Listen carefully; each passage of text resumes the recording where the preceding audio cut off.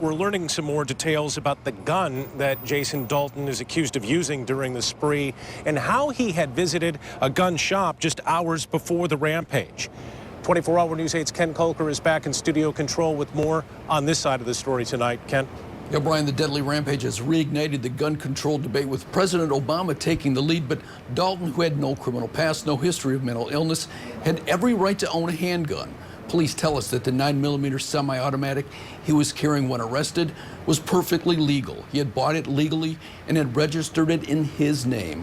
However, police say he didn't have a permit to carry a concealed weapon. He was a nice neighbor. Longtime neighbor Gary Pardo remembers when Dalton first told him he needed to buy a gun, maybe 10 years ago. He said, I'm going to have to get something to protect ourselves.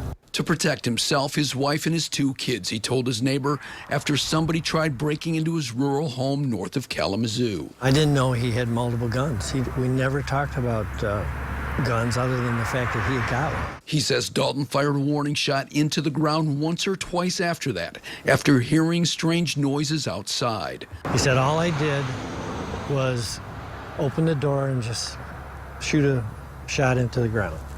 One shot. This is just to scare him away. Dalton was a regular customer at Southwick's gun shop in Plainwell, though they say he never bought a gun there. But he was there Saturday, hours before the rampage, where he bought a coat designed to carry guns. He was a law-abiding citizen up until the time he pulled the trigger on his first victim. He was in here 3 hours before that started. No indication at all.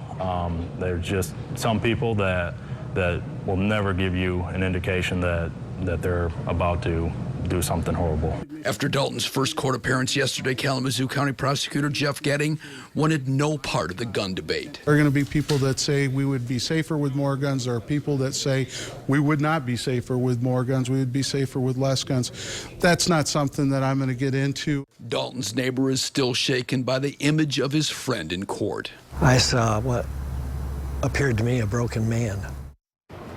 Now Dalton is expected back in court March 3rd for his next court appearance, then again March 10th. In the meantime, he's being held in the Kalamazoo County Jail without bond. Back to you.